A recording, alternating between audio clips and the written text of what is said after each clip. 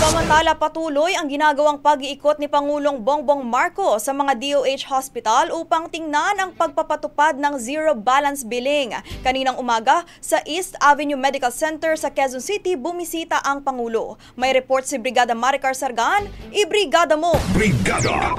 Live report!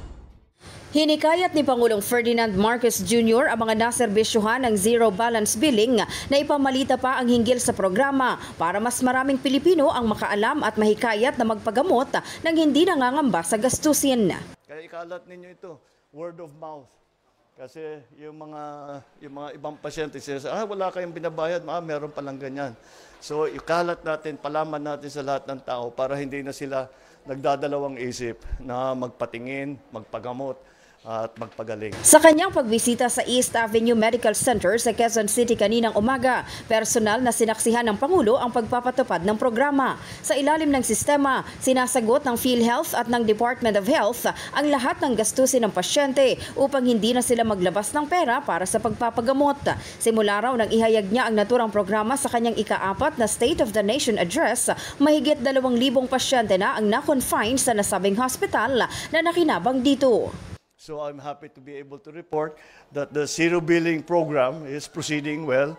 Siyempre, sa umpisa, we have to information drive, hindi lamang sa mga ospital, kung hindi pati sa pasyente. And I think we are succeeding in that. Dahil altogether, how many have we seen SONA? How many? SONA, 2,900. Dito.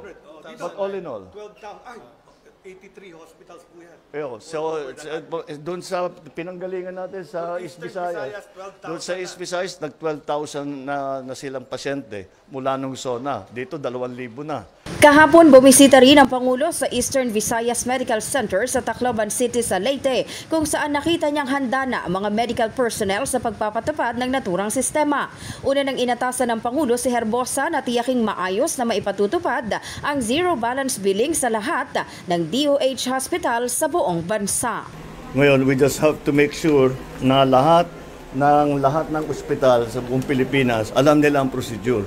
Kasi bago ito. But I think kaya naman nila because maliwanag naman kung ano yung PhilHealth, ano yung sa DOH, at sinong qualified. Let's make sure, ito nga ang aking kay Secretary Ted Herbosa, make sure na hindi lamang dito alam nang gagawin. Ito, kabisado nila yung procedure na lahat ng mga ospital natin ng DOH, make sure alam nila yung gagawin nila para hindi naman masyadong mahirapan ang ating mga pasyente. In the heart of changing lives, ako si Brigada Maricar Sargan ng 105.1 Brigada News FM Manila, the Music and News Authority.